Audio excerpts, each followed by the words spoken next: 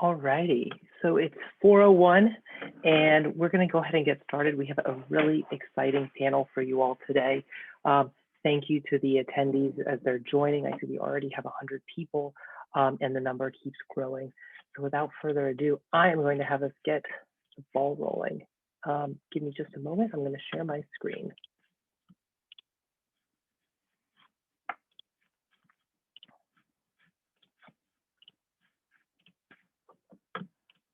Okay, welcome everybody to today's panel, Mental Health and Addiction Care, the Promises and Perils of Technology. Today's presentation is a partnership between the Columbia Journalism School and Columbia Psychiatry, and the mission and the whole concept behind these webinars is to bring accurate information about current issues in the delivery of mental health and addictive services to stakeholders, including patients and families, advocates, policymakers, clinicians, and journalists. Special thank you to our supporting organizations, the National Action Alliance for Suicide Prevention, the Association of Healthcare Journalists, the Carter Center, Mindful Philanthropy, and investigative reporters and editors. And part of the idea behind this is that this is a totally free webinar and open to the public, and we're really delighted to have a big group of people. So about me, my name is Ravi Shah. I'm the founding director of Columbia Mind Ventures. Our goal is to invest our department's deep and wide intellectual capital in the mental health space into partnerships with the innovators, startups, venture capital, and folks looking to transform mental health and addiction care around the US and indeed around the world. I'm also the medical director for the Columbia Psychiatry faculty practice, and you can see some other affiliations and disclosures here on this slide. Excuse me. So the way I want us to sort of start today is I'm going to actually set up the talk by reviewing just 5 slides, and then I'm going to introduce our esteemed panelists and start the discussion. So the first thing I want to set up is to bring out this idea that a lot of people are talking about, mental health post-COVID and how COVID is fomented cause all these mental health troubles. That's true. But the access gap actually existed pre-COVID, and mental health searches were rising dramatically pre-COVID from 2015 to 2018, as you can see here in this slide. And you might be wondering, as you look at the panelists today, the topic is called mental health, addiction, and technology, and yet we have folks from the investment community and folks who are running venture capital-backed startups here. Why is that? Well, the answer is that the rise in mental health and addiction technologies has largely been driven by a rise in private investment in the mental health technology companies. This is a piece that I put out in JAMA Psychiatry earlier in 2020 about the rise of venture capital investing in mental health. And as you can see, I wrote at the time that our best data was that in 2019, VC companies had invested over $630 million in more than 60 different mental health oriented companies. And that was a 23 times increase from the investment just 6 years prior. Best estimates I'm getting from other data sources put that number at over $1 billion in 2020, and we keep seeing the growth. In the right, you see kind of a list of the top 10 venture-backed companies that are working in the mental health space. And the only thing I want to stress as you look at this slide is that it's a variety of different places. It could be telehealth, but it's also do-it-yourself, sort of smartphone applications, digital therapeutics. There's more to this story than just telehealth alone. This is another set of data that is just at a high level. I want to point out that this growth in investment was happening pre-COVID, and all the trends suggest that this growth is going to continue. So this change is here to stay. In the top left, you can see the amount of funding continues to grow year over year. The cumulative raise continues to grow in that nice curved pattern. And the total companies identified at the bottom, what you're seeing here is not just that there's a few big players who are winning the space, that's over to the right, 3 companies that are over $500 million in value. But actually, as you look earlier upstream, we've got lots of other smaller companies that are still coming out there trying to change the way mental health is delivered today. What are the tailwinds that have kind of prompted this change? I list sort of 5 of them, and this comes from Base 10 trend and the sources there. It's easier to go to market, and that's enabled not just by telehealth as a technology, but by the shifting regulation, making telehealth easy to implement for for-profit companies. There's way higher consumer demand, destigmatization, better reimbursement by insurance providers, and the tailored solutions are servicing the whole mental health spectrum. And of course, finally, we know that COVID is the catalyst that's only sort of propelled this acceleration even to be even faster and bigger than it would have been on its own. I have seen this slide gets at what we call mapping the mental health landscape. I've seen probably at least 5 or 6 of these over the last few years. They're always changing and they're always getting updated. And it's a really helpful way to sort of get a sense of the landscape. What I like about these slides is not to get too worried about any individual company, but to just point out again that telehealth is a piece of the puzzle. The other key segments include self-care apps. You see, namely Headspace and Calm, but there are many others. Digital therapeutics, that will be like Paratherapeutics and Achille, who are the big ones, but there are, again, many others. Provider tools, that's that P2P in the center on the bottom.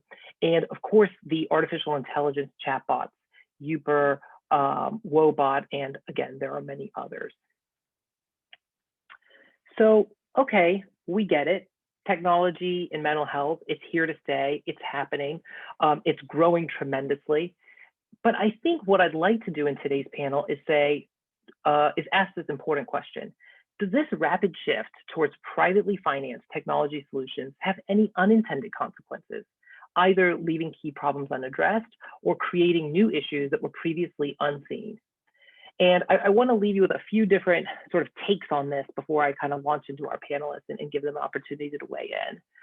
The first is an old quote from Upton Sinclair, which is that it is difficult to get a man to understand something when his salary depends on not understanding it.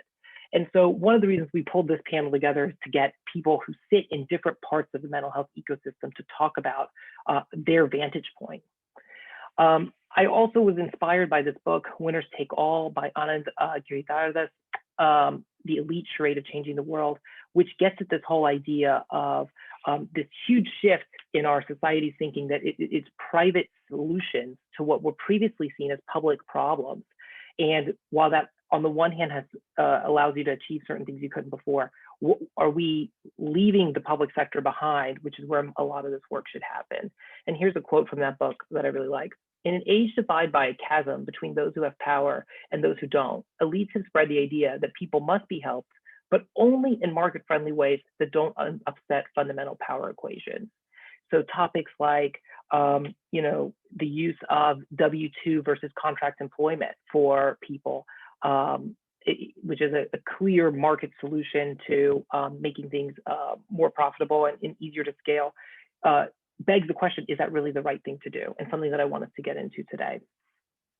In the bottom left is a piece I put out in Stat about bringing up this issue about if technology is the problem, can it also be the solution? And I had to, and I have to thank Linda Rosenberg for bringing to my attention just today on the cover of New York magazine came out this article, The Therapy App Fantasy, an overwhelming demand for counseling has spawned slickly marketed companies promising a service they cannot possibly provide. And we're not going to get into everything today, but I want to just sort of, my hope is that we'll be a little bit provocative and ask all of ourselves some tough questions about this topic. So, as I promised, this is really not about my opinion or me bringing things up. This is about our amazing panelists and what they have to say about this topic. So without further ado, I'm going to introduce the panelists and then we'll jump right in. I'm going to start with Missy Krasner. Missy Krasner has worked in the healthcare and digital health industry for over 30 years. She's currently the venture chair at Redesign Health, a company creation firm with over $250 million in capital that funds and feeds their own healthcare companies. Prior to Redesign, she's worked at tech companies like Amazon, Google, and Box, startups, foundations, you name it, Missy's done it. Next, we have Srishti Mirchandani. She is the co-founder and New Jersey general manager of Eleanor Health, enabling value-based care to improve quality care and whole person outcomes for substance use disorder.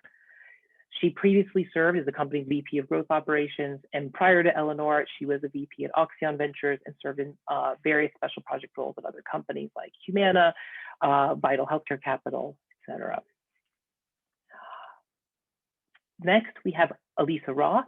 She's the mental health correspondent for APM Reports and the author of Insane, America's Criminal Treatment of Mental Illness. She is, this year actually, is the Rosalind Carter Mental Health Journalism Fellow, focusing on rural mental health, and previously has been a staff reporter in the New York Bureau of Marketplace, where she covered economic justice in the auto industry. She's been a Soros Justice Fellow, a Fulbright Scholar, and received grants from the Pulitzer Center on Crisis Reporting and other reporting projects. And last but absolutely not least, I'm delighted to have today Dr. Ann Sullivan, who's currently the Commissioner of the New York State Office of Mental Health.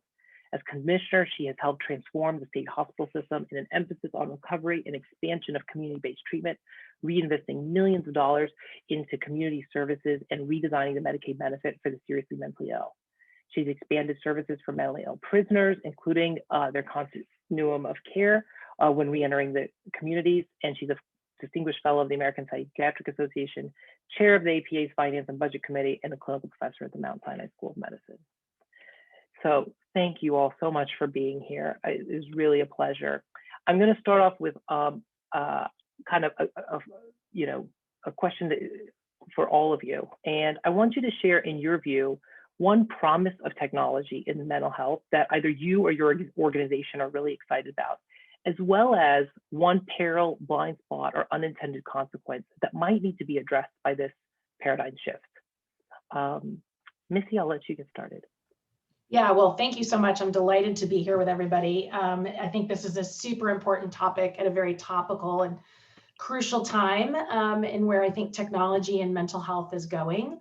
What I will say is I really appreciated, Ravi, all the slides that you had in the beginning and sort of setting the tone. I do think that we're learning a lot, particularly as we sort of see where social networking and content played a sort of a big part in the elections this year. I think it's very, very apropos that we're thinking about the sort of unknown impact of technology, both good and probably perilous in some ways. What I would say is, here's what I'm excited about. Spending a lot of time at Google and at Amazon, I'm excited that we can continue to put pressure on the healthcare delivery system to deliver the same kind of needs that you see in banking, you see in retail, where essentially we're developing greater access because we're using technology as the sort of the great democratizing platform. I think that it sort of helps clinicians who want to be in practice and be solo practitioners, but also sort of join the gig economy and be able to practice across states, be able to sort of practice across different hours and have a little bit more expertise and domain specialty if they want. So I think that's where technology can be really helpful. And then last but not least, I think it's extremely helpful to the consumer who wants convenience features. They want to see a therapist when they want to see it, when the hours, or they want to actually seek mental health care, off hours, not always having to deal with delivery system traditional hours.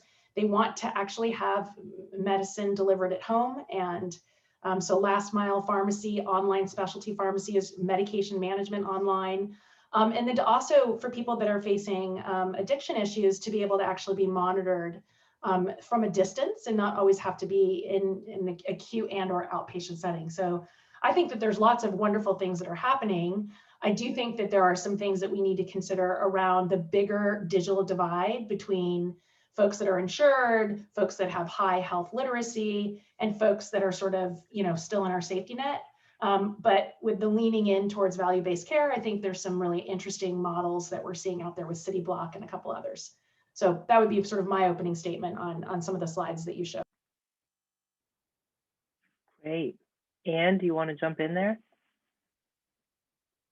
Yeah, thank you so much, Ravi, and thank you. It's a great panel to be with. And I'm coming, as the commissioner, I'm coming from the perspective of large-scale service delivery. And I think that the technology is opening up many, many doors for access to care. I mean, it's incredible the difference in the use of this technology between the beginning of the pandemic and now. While a lot had been going on before the pandemic, I can tell you that of our Medicaid claims before the pandemic that were telehealth, they were less than 5%.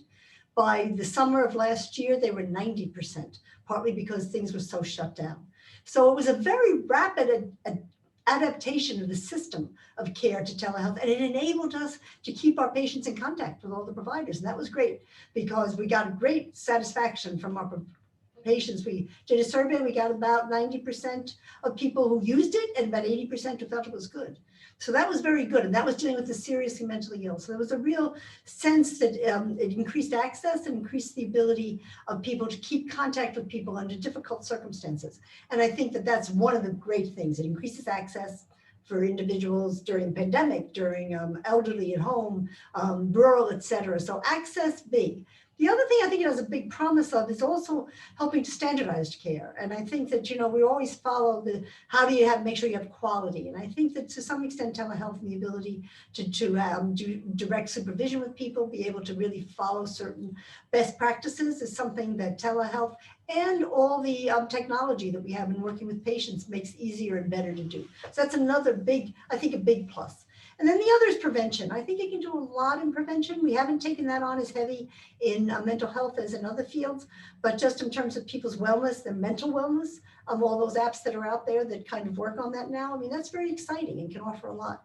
A lot in terms of parents working with kids. How do you talk to kids? How do you kind of interact? What goes on? I think there's a lot of learning and skills learning that can go on. I think the peril is when you work with individuals, engagement is critical, and some people can engage this way as I'm talking to you. For others, it's not so easy to engage that way. They need that more personal touch. We have to be careful about that, about not overdoing things that can help, just like increasing access on the one hand, perhaps decrease it a little bit on the other. So you have to watch out for that. And certainly for the disengaged, seriously mentally ill, those who are sometimes sadly on the streets or sometimes at home and don't talk to anybody, this isn't a vehicle. They need the knock on the door. They need the contact. And I think that those services are still always going to be there and are always going to be needed.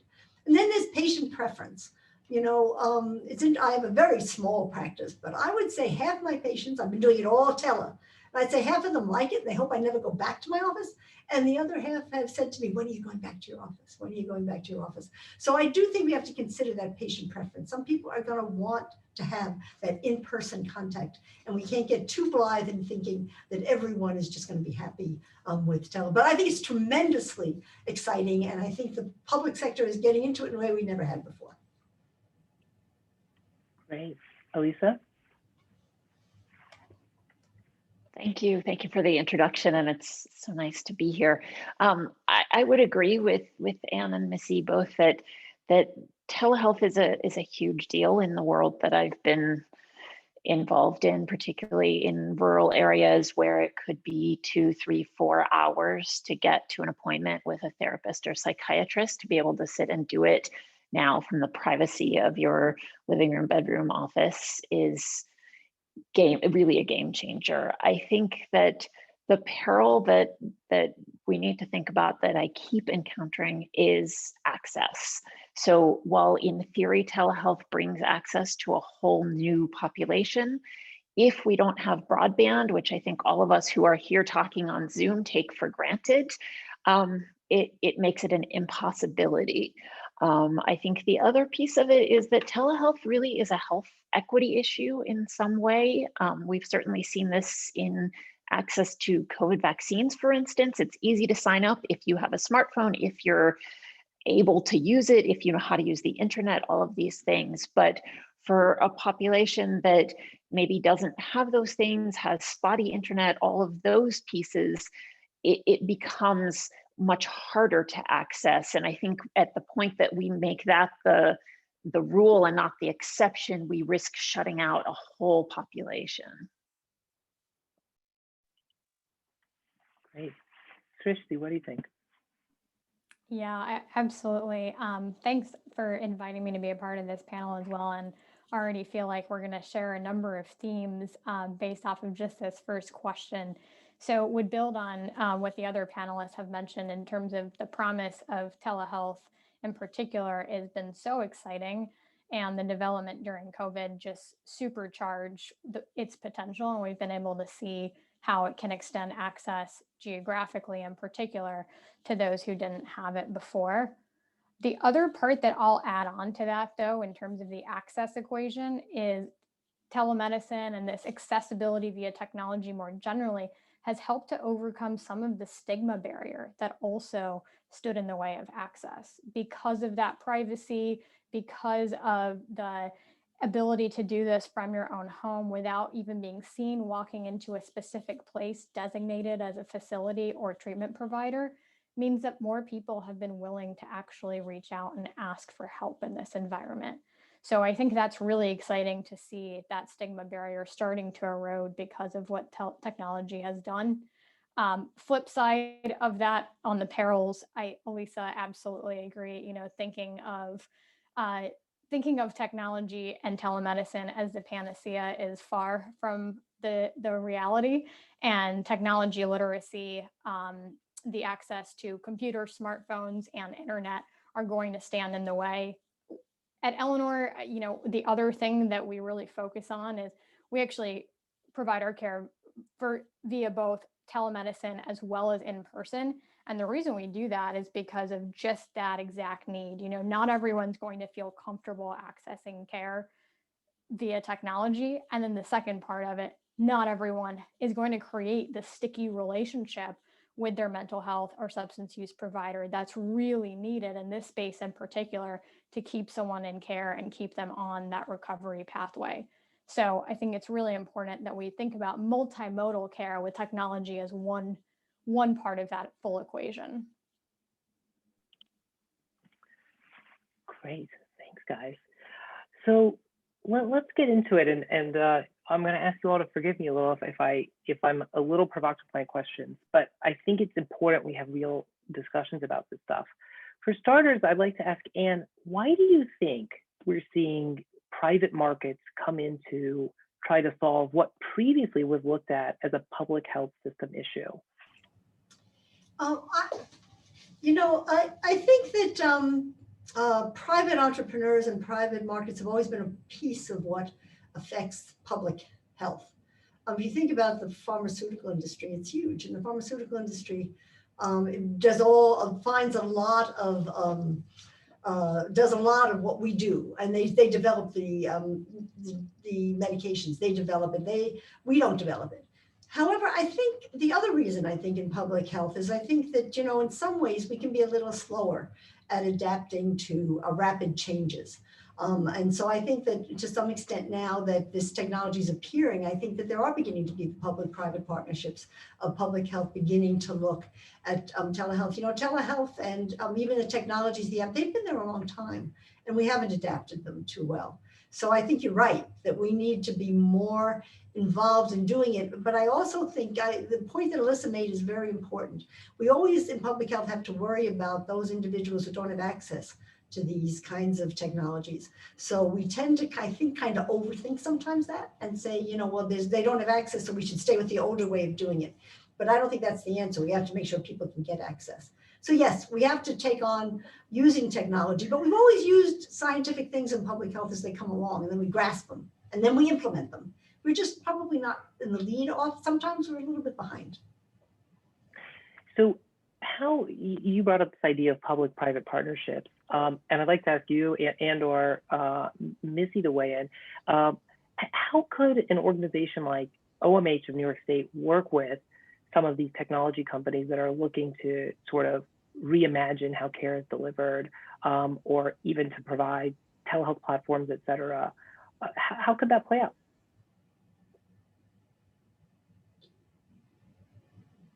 Robbie, who, anyone on the panel you want to jump in? I think there's probably a lot of other folks on the panel that should jump in first, and then I could follow.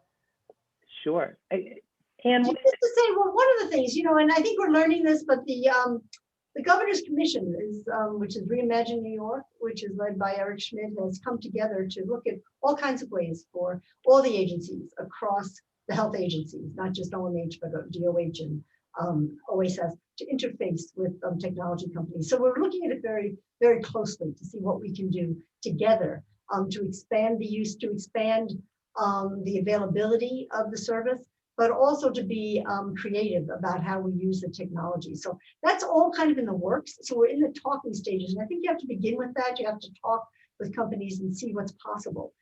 There's also companies who knock on our door and tell us, you know, I have an app that can help your clients be more able to follow their blood pressure, be more able to follow whether or not they're sleeping well, be able to follow their anxiety, and would you like to contract with us? And that would be the kind of thing we do on basically on a pilot basis. But what we would like to do if we do that is also do some kind of outcome research to see if it works.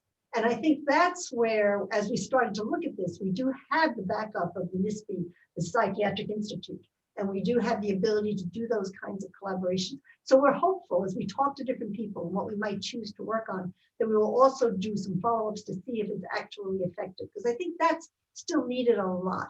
I don't think we really have a lot of data on how effective a lot of this burst of technology has been in terms of really helping people with what they need to be helped with. So that's, but I think there's lots of partnerships that we could have, and as usual, we'll be financially, contracted out as beginning pilots. That's the way we usually start. Yeah, I think the only thing that I would add is that I think CityBlock has done a really great job of sort of proving out what I would call a hybrid model, which is, using telehealth and digital therapeutics and or self-guided apps, coaching apps as a sort of an in-between. So visits between visits, sort of part of that patient engagement sort of nudge. But because they're dealing with at-risk populations and a lot of Medicaid populations, there's going to have to be that high-touch hybrid follow-up. So I sort of like not necessarily making it all about technology. I think you can use technology as an extender, right? And I think on the public side, in my view, I think it's really interesting to actually have a full hybrid model. Yeah. And just to answer that, I think that will be the model we'll be using. I think it's going to be hybrid, mostly hybrid, probably sometimes, but mostly hybrid. Yeah. And I would say it's just like, I have seen a lot of our portfolio companies that are dealing with either Medicare Advantage or Medicaid.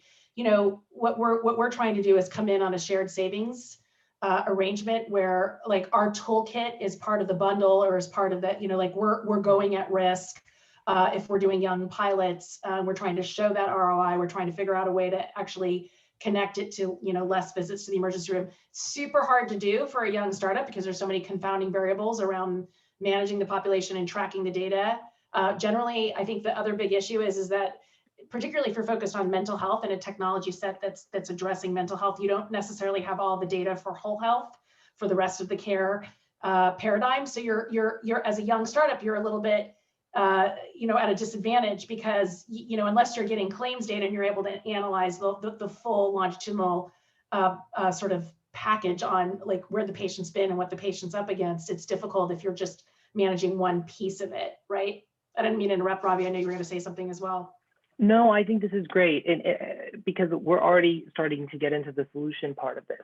So one thing that's been said now by at least 3, if not all of you, is we got to start thinking about hybrid models. This is not an either or issue. This is more about how do we pull it all together. You mentioned CityBlock. Srishti, I'm going to come to you to talk about addiction in a minute. But before we do that, I think this is an opportunity to start to think about the severely mentally ill. One of the things I point out in the piece I wrote about the rise of venture capital investing in mental health is the relative dearth of startups or folks who are interested in taking on the severely mentally ill population, in part because I think there's an idea that it's a high touch group.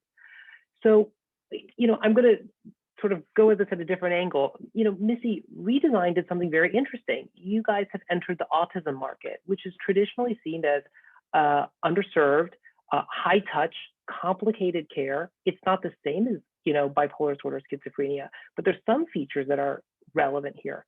How did a for-profit company look at this market, and how did you find it attractive, and how are you guys making it work?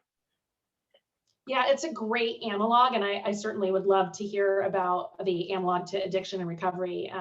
But what I will say is that I think most of you know that autism care, at least the traditional models, have really sort of failed in the past. And I think the way that we look at sort of innovation in healthcare is where is there a lot of white space for innovation?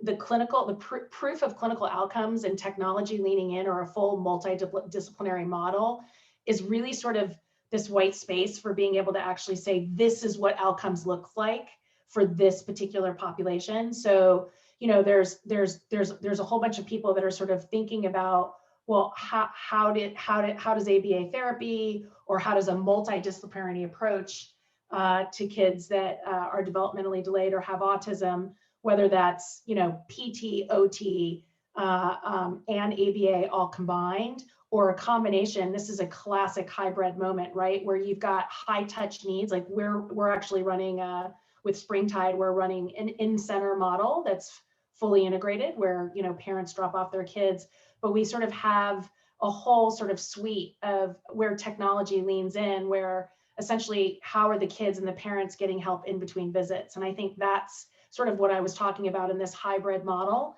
And I also think that this whole piece around sort of measuring progress, right? Like payers are paying for ABA therapy, and it's a great reimbursement, both on the Medicaid side and also on the commercial side. But I think many of them are hungry for a solution around tracking progress. And I think that's where new standards of care and new standards of outcomes can actually be developed. So that's why we leaned in. And I think that, whether you're looking at severe mental health or you're looking at, I think it's a great narrative for what Trici's doing in addiction recovery, right? Very similar. I guess I'll hand it off to you on that one to see if you feel like that's an analog. Sure. No, I think that's exactly right, Missy. Definitely a lot of parallels there between the two spaces. When we decided to enter into the addiction space, similar to what Missy described, it was looking at just a dearth in high quality, effective treatment getting to the people who need it. Now that has a ton of underlying variables beneath it, right? So yes, there are statistics out there, 1 in 10 diagnosed with a substance use disorder actually receive treatment. But it's not just a simple, plain vanilla supply demand gap. That's one part of it. The other parts are the stigma, the limited workforce, the effectiveness of the treatments that actually are out there, the poor experiences many times of those who have tried treatment and it's not been effective for them. So in coming up with what the model would be for Eleanor from the clinical side, from the operational side, we really had to think about how do those pieces stitch together to break down each of those barriers to what we see in the market. And that's where, we also are really focused on partnering with payers that are focused on a value-based treatment approach, because that is the way we as providers and innovators are incentivized the exact same way that the public sector as well as private health plans are incentivized to reduce the total cost of care.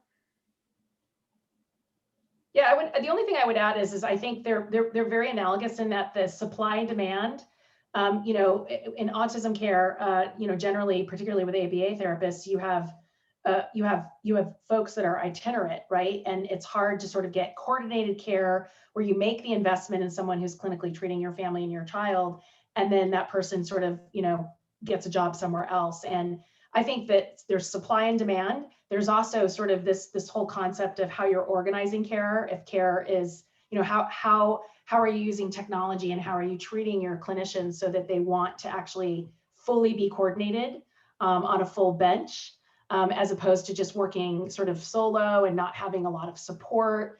And so I think that is a novel intervention that I think technology and the way in which you're operating care, as well as using the technology stack to make it easier for your clinicians. So I'm going to switch gears a little bit and ask Elisa a question, because I know she's been really involved in the incarcerated population and issues of mental health. What do you think is their opportunity here? We talked about hybrid models and these totally different paradigms. Is that an opportunity for prisoners? That's a really interesting question, because as you probably know, incarcerated people have very limited access to technology. There are ways to get emails. There's really no way to access the internet. That's intentional for all sorts of reasons that are probably another conversation. So how would you incorporate that technology into mental health care? is a really tough question. We've seen telehealth make big inroads in the incarcerated population. I would say with mixed results. Many prisons in particular are located in remote areas, so attracting the already hard to get psychiatrists and other mental health workers to come to work in this place and then to work in the place with all of the restrictions that are involved is a really, really tough sell. And so the idea of being able to have somebody literally phone it in has been in many cases great. From a clinical perspective, and you, Ravi, and you, Anne, and others can probably speak more to this from the clinical side, but from what I've seen, the environment is not the most clinically helpful. So for example, I visited a prison in Oklahoma, and they showed me the room where the people got their telehealth, and it was really a closet, and you're sitting there with a bunch of paper towels and sheets. And as it was described to me anyway, there would be a corrections officer standing there to make sure that you're safe while you're talking to your psychiatrist.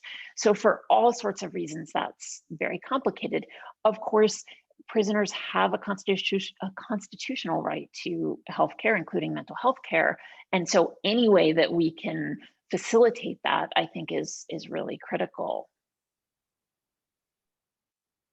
Yeah, just to add to that, you're right. I think it's variable. Like in New York State, we have some very old prisons, some newer prisons, and in some of the older prisons, it's a real challenge to first even to have the interconnectivity, but also the physical space. But what we try to do is to kind of preserve the privacy.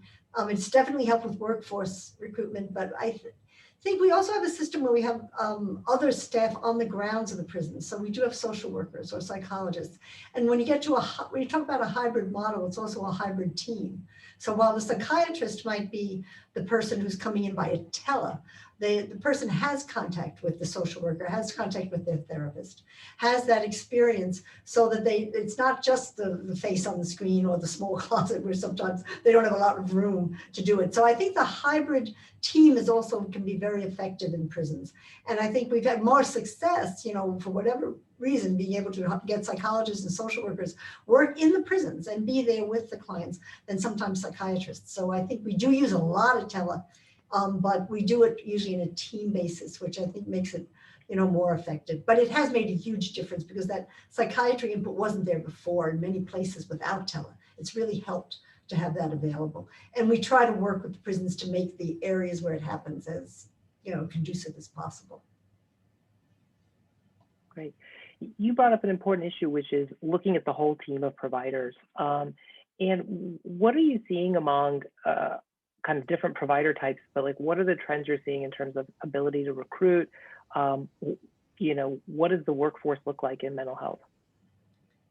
Well, the workforce in mental health is challenging. It's challenging. I think we all know it's an underfunded system, and that by and large, it's not paid as well as other workforce. So that's always an issue in mental health. I do think, and we're hopeful here, that tele has enabled us, for example, to have more psychiatry input because it's just efficient. You can do the work from home. You don't have to travel to the place. And it's helped us in some clinic situations as well. So I think it's going to help with the workforce, but we have to pay it, to be quite honest, we have to pay it at the rate that we're paying everything else. And that's a bit of a struggle sometimes to make sure that tele gets the same rate that you would pay for in-person. In Medicaid, for example, when you pay for in-person, you're paying also for the bricks and mortar around you.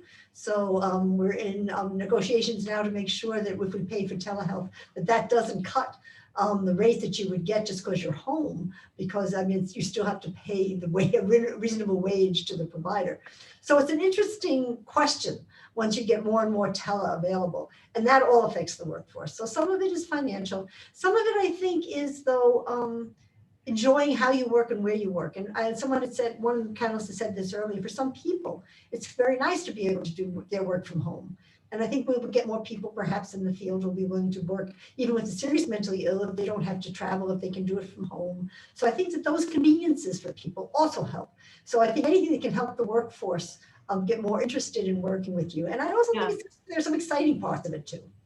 Yeah, I would just add on to that, to what Anne's saying. I think payment parity between telehealth and in-person visits is like a really big sort of policy issue. I think a lot of people, particularly we're monitoring this as we go into the Biden administration, you know, a lot of people are scared that if you get payment parity, you're going to have like higher utilization. And you know, I'm not quite sure I would totally agree with that, but I do understand that some of the concerns there. I think the other thing that's really interesting is what's happening with sort of the beginnings of PsyPact and seeing where we're trying to get clinicians, although this is just folks that are PsyDs and PhDs, that can essentially get like cross licensure, like, you know, with one licensing, you get 18 more states. I think that is something where you're gonna, I mean, the whole supply and demand of not having enough mental health and behavioral clinicians, whether they're, you know, MDs and prescribers, or they're psychotherapists or social workers. I think, you know, we need to do a huge amount of work to figure out how to get more people into the system, get them better paid, and give them the ability to practice across states, and to have, you know, telehealth payment parity, which would give them more income overall. And I think that accounts for, you know, substance abuse counselors and everything else. So, you know, I'm big pro on that. Yeah, I'll jump into that as well. I completely agree, Missy. And I think a huge part of this COVID experience, as we've all been privy to, has been with some of the changing regulations that allowed for more cross-state licensure. That's also allowed. And we've seen some of the evidence of what happens when we permit those to work across state lines. So super optimistic about what that data is showing, and potentially carrying forward into the future well beyond COVID, because it certainly provides convenience for our workforce and for patients. Absolutely. And I would take I'm sorry, Robbie, I didn't mean to cut you. No, I was going to say, I was going to take a slightly more pessimistic view of the cross-state licensure question. I've been talking to a lot of counselors at colleges and universities, as well as to the students. And as we know, there's a mental health crisis on our campuses. There was before COVID. And even if the schools had been figuring out how to provide that care, how to provide access to counselors, therapists, and so on, suddenly all the students were sent home and told, guess what? I'm sitting in Minnesota, you're sitting in New York. I can't take care of you anymore. If I do that, I'm breaking the law. And I think it's really brought into very stark relief the sort of absurdity in so many ways of saying that you're licensed in one place, but you're sitting someplace else. Because if COVID has shown us nothing else, it's that boundaries and geography are all sort of in our heads in some way, right? Absolutely. And do you have any kind of inside scoop from the policy world about what you're expecting to see in terms of these two huge policy issues? One, interstate licensure for folks who are just down the street but across the state line. And secondly, as Missy had brought up, the telemedicine payment parity issue. Yeah, I think in terms of the reciprocal licenses, I think there's a proposal, we don't know if it will go through yet, to have especially, sometimes it's hard to do it totally at once, but contiguous states to have reciprocal licenses. There's a lot of New York, for example, as we border, especially upstate, on Vermont and other states, that, it just makes sense to have reciprocal licenses. It would just make life easier. So there is a proposal to do that. I think there's some interest in doing that. Probably eventually someday that might grow to be other kinds of licenses. I think that the issue here is, to be quite frank, people who are kind of concerned, and I'm not saying they're right, but they are concerned about too many people coming in state and then having to, that's not a problem, but having too many people in state to take away jobs from people who are out of state taking jobs from in state. Now in mental health, because we're so, we need so many people, it's not an issue, but it is an issue in other specialties. So I think we're trying to make the case that mental health is a little bit different and that we could really use the influx of people from various states. So we're hopeful that that one will happen. In terms of the parity for payment, we're also working very hard on that to see if that's possible. And the feds have a little bit of influence in this. If Medicare comes down and pays differently or something, that will be a problem. So far, they haven't been doing that during the pandemic. but we're concerned. We're also concerned about telephone, telephone pay and payment for telephone. That's up in the air with the feds. And while we would love to do that for New York State Medicaid, we still don't know if it's going to be allowable because of the federal restrictions. So there's still a lot of discussions here about how you pay for this. And we're very concerned that telephone would be significantly downgraded in terms of payment. So there's a lot of discussions going on. I think there's a whole group of people lobbying to make sure parity of payment, especially in the mental health fields, and whether you do that exactly for a medical visit, where maybe 15 minutes in a medical office is a little bit different than 15 minutes on a screen. I don't know, but for us, it's not all that different. So they really should be paid very similar, and that's our argument. Yeah, So the only other thing that I want to add here, because I just do think that technology, particularly if you look at like Talkspace, or you look at sort of some sort of more self-guided apps, whether they're doing CBT or they're just doing prevention and wellness. I think it's interesting to think about, what does it mean to have on-demand therapy, or to have sort of a quick check-in, particularly if you're having like a chronic problem and you just need you need a spot check-in, you need spot resolution, you need some help re-anchoring in out of an addictive behavior or a self-harmful behavior into a positive replacement behavior. And so I just think this concept of not only payment parity, but also like, what is a new reimbursement model for a 15-minute text check-in, or a store and forward asynchronous check-in with either your psychiatrist or your addiction counselor, or, and I'm not quite sure we've nailed it as far as payment reform goes on that either. And I think that would be a huge boon to the behavioral health workforce, is if we could truly pay people for on-demand help or store and forward async help. That's a whole new ballgame. I agree. That's very exciting, though. I think especially for the individuals with chronic illnesses, that quick check-in can be so important. And we haven't been doing it for the very reason you're saying, because it's not paid for. So how do you get that so that you can do it, and either in a bundled payment or in a timed thing? For 5 minutes you'll get this, because often those contacts can be between 5 and 10 minutes. They can be very short, but very valuable. But if you're not going to get paid anything for it, people are reluctant to do that on a large scale. So you're absolutely right. So it's an important thing to work out the finances for. Absolutely. Srishti, how are you guys thinking about that at Eleanor? Because that's a big piece of value-based addiction care. Yeah, absolutely. We're fortunate enough that in our value-based and population health models, part of that set of services includes those 5-minute check-ins, and includes support by a peer support specialist, a typically unreimbursed individual. That's really important for a recovery care team. So we're fortunate enough to be at the table with payment entities, thinking about all the different services and touch points that have to occur in person, via technology and via asynchronous means as well, to put that all as a part of our payment bundles and value-based models.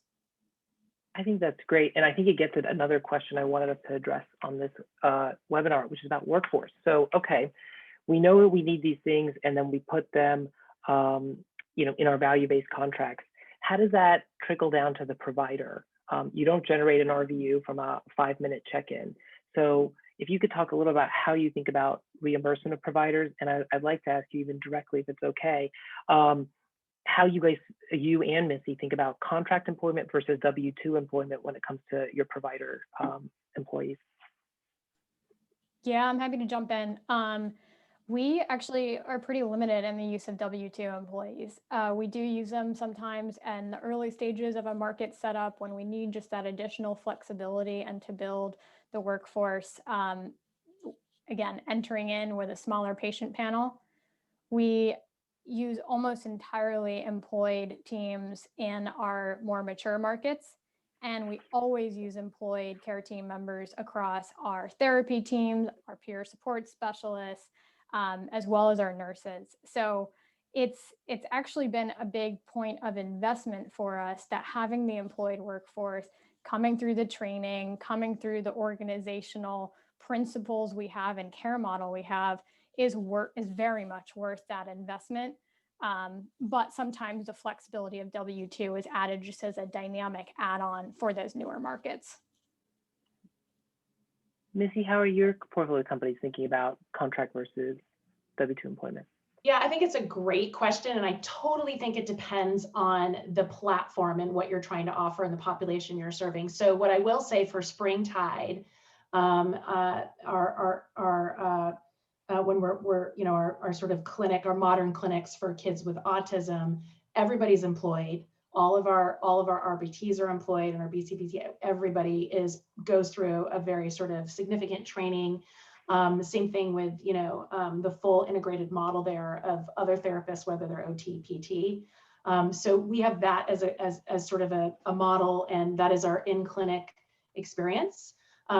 We also have a couple other companies in our portfolio at Redesign that are using telehealth as part of their core offerings. So we have a company called Calibrate that's doing weight loss coaching around resetting the entire metabolism. That is a nutritional and lifestyle program, as well as a program where a physician is prescribing you medication and monitoring your labs. And so we have a combination of employed as well as W-2 clinicians. There's clearly an element of behavioral there with around sort of, how you think about food and how you think about lifestyle management. Same thing with Vault. Vault is another company in our portfolio that started out in the men's health, men's clinic online, and we had a combination of W-2 and employed. I think for mental health, particularly when you're trying to think about giving therapists the ability to be in multiple platforms or have a solo practice or be in group therapy, but be able to actually practice and gain more hours or practice with a different population. I do think that the W-2 model, much like the gig economy, what I mentioned earlier, does serve certain people in the way that they actually lifestyleize want to practice. The only thing that I would say is then it's super, super, super important to think about how do you make the clinician be what I would call like telehealth or website ready trained, right? Particularly if they're going to be in a couple different platforms. And how do you make it easier for them so that there's less friction, right? Over time, I think that we're not going to have one platform. It's not one platform for one clinician. We're going to have two or three. And hopefully we'll be in a situation where it's really about, people are serving geographic regions, but they're also serving particular populations that they want to like dive into. And I think that, it really has to serve your clinician as well as the population. And that's when you make decisions around employed versus W-2. You can't really just say, one's better than the other. It just depends on like what kind of clinician you're hiring and where they're at in their overall practice. Great. Elisa, I'm going to switch gears altogether. One thing that you and I had talked about part of this was things you had heard, talking to real patients about privacy concerns. What are you hearing, and how do you think it needs to be addressed?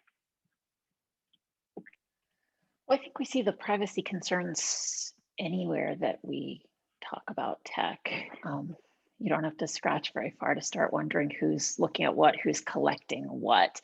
The place that I've been hearing a lot of concern about it is in the K through 12 education space, where monitoring of technology, particularly as technology has become not just integrated in school, but has become school, or school has become technology. And more companies are marketing themselves as a way to keep an eye on what those students are reading on the internet, writing in their Google Docs, writing in their emails. And the companies are saying, schools, you're worried about your students' mental health. We're seeing it. Let us help you out here. And there are a number of questions around this. So in a lot of ways, they're looking, let's flag suicidal behavior. Are they searching for how to harm themselves? Are they writing threatening messages to each other and so forth? I think that the questions come in. One question for me is the effectiveness. We don't really know how well these programs actually work at keeping track of student mental health.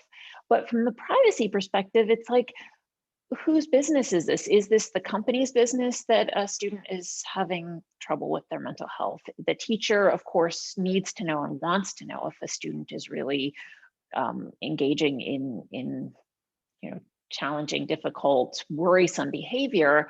But what's happening with that data once it's collected? It's one thing if you're saying that as a ninth grader, you hate the world and you want to hurt yourself. It's very different if that follows you to college or post-college. You're a grown-up, and how you're feeling when you're 14 is certainly not how you're feeling now. So there's all sorts of privacy questions. So I thought you brought up two really good points in that commentary. One is about privacy, and the other is about who's going to decide what's effective. So I want to first turn it over to Srishti and Missy, and then I'm going to let Anne wrap it up, because I want to see if how we could convince someone like Anne to buy into that one of your companies has great privacy regulations and has demonstrated outcomes. How are you guys going to give those assurances, whether it's to a prospective payer or even just to the public at large, based on the work that you're actually doing now? Srishti, you want to start? Sure. Well, and I think this is particularly important in the addiction space, where frankly, a lot of trust has been lost over ineffective and oftentimes, really counterproductive treatment. So it's been really important to us. I'll mention a few different ways. One is we do look at a lot of data. That's outcomes data, that's population health data, that's data that's part of the medical treatment of an individual. So it's collected with full awareness of that individual. And we make sure that we share that data back to the partners that we work with as well, for full transparency about what's working and what's not. Another big part of where we focus at building that credibility, though, is working with organizations out there that are also helping set the standards. So actually in New Jersey, really proudly, we became the first accredited CARF office-based addictions treatment provider. And that is a similar strategy that we use across other states as well, to work with accreditations like that. And I think it's really important to be a part of the conversation on setting those standards. So those standards, as we know, are constantly evolving and getting better defined in mental health. So we need to have collective conversations with a group like this that represents all different perspectives to be effective here. Right on. Missy? Yeah, I mean, look, I've been at big technology companies, Amazon, Google, even Box, and I feel like I've always been a healthcare person I've been running a healthcare initiative that's been sort of net new or intrapreneurial. And I feel like the privacy story, particularly when you're dealing with big technology companies, right, comes up quite a bit. And, it's funny. I mean, I don't mean to downplay it at all. I think I've been in healthcare for 30 years. And I think, look, you could work hard to kind of, come out the gate and be high trust certified. If you're working with government, it's FedRAMP. There's all these ways that you can sort of really, really ensure that technology-wise, you're following all of the sort of industry standards around, de-identification and everything around everything with secondary uses of data, all of that stuff, and have clear terms of service. I think the issue here really is, particularly in mental health, whether you're we've got so many self-insured employers that are essentially buying these point solutions that are trying to help their employees right now come out of COVID. There's just a lot of concern around, is my employer going to know something about what's going on with me? Are any of my sort of friends going to find out? Is this going to follow me around on the internet if I'm being bullied? And I think that this is a very serious concern that we have to figure out how to build trust. But what I will say is, from a technology standpoint, I think this is less about technology and more about governance and policy, right? And that's where you need to sort of really be super transparent about how are you going to market, what data are you sharing, what is your de-identification and anonymization strategy, like literally upfront, what is your terms of service? In an API ecosystem where everything's a third party and we're all trying to have data liquidity, all for the sake of trying to treat the patient, you need to be super clear about that. So, I mean, if I was trying to pitch something to Anne, I would say, look, here are all the 3 ways that, we're coming in just on the technology you know, like where our technology is compliant, but like more importantly, let's talk about governance. Let's talk about who we're actually sharing data with. Let's talk about the standards conversation. So I think those are all really important things to hit. And by the way, I just will say, because this is like a rub of mine, there is more data on me, Missy Krasner, and any one of the clearinghouses that collect data on all the commercial insurance plans, right, that are out there. Like someone can build an entire narrative on like my digital healthcare twin, right? So it's like it's already out there, and I think there are ways in which like the meta industry already has a lot of this data on us, and I think it's just about how that data is essentially kept confidential or private, right? We're already transacting in this world around our healthcare on a daily basis. So that's my two. Well, Missy's very convincing, let me just say. But I do think that, I do think, you know, there are a lot of protections that I know a lot of the companies like yours are putting in place, and they can be pretty solid. And I think that, you know, you just need to be very careful that, you know, people in some way are kind of consenting to all this. And that they have some awareness of where their information can go and who's going to see it. And, you know, I sign all those things when I get them in physicians' offices and all kinds of things. Sometimes I don't read them. But I think we have to get better at that. We have to get better at helping people understand, at least as much as we can, what the risks are or aren't. But I think that can be worked out. This bigger issue of kind of surveillance that you brought up about just general population surveillance, and then out of that picking out certain things that you say are high risk and what they mean. I think we need to know a lot more about that personally before we get into it. I think that what people said, I mean, having been around in this field a long time, people are earmarked for certain problems. And no matter how often we say you can't do that, people do. I mean, you get on that chart in some way and you're known for having done something or having been, and it carries with you. So we have to be careful, I think, about that. On the other hand, that you want to know if someone is heading towards something that's very problematic for them, et cetera. I just don't know that we're there yet. And I think that needs a lot more, as you say, policy look. We need to understand what people want, what the public wants, and how you can preserve in some way privacy while you're still doing all that. Because I don't know that the technology is quite as good. Don't know everything, but I wonder if it's quite good enough yet to be doing that in certain broad ways that people are talking about. You know, a parent gets a thing from says school teacher that says that this came up on your kid. That can be very, you know, disturbing. Sometimes it's true and it's helpful, and sometimes it's from, you know, it can just get everybody all upset about something that maybe isn't that valid. So that one I'm not so sure on. And the other part, I think you can have protections that are good. You just have to always explain them to people and let them understand, because people don't know. And then they'll say, oh my God, how did you know that about me? And you say, why, you know, but they don't know. So we got to really work for people to understand where their information is going as much as possible and give them some choice as much as possible. Well, it's 5:04, and I know I went over, but I just want to take a moment and thank you guys so much for this.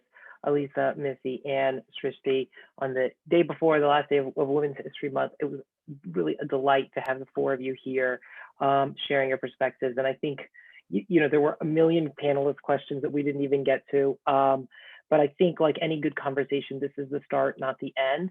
And so in that vein, I want to thank everyone for joining us today. You can see here, sorry about that. If you do want to reach out to any of our panelists today, I'm trying to share my screen so that you can see it. Feel free to do so. Here's their preferred way of being reached out to. This webinar was recorded and it will be posted in short order. But again, I just want to thank our panelists, our co-sponsors. Special thanks to Linda Rosenberg for helping set this whole thing up. And we'll see you next time. Thank you, everybody. Thank you. Stay safe, everyone.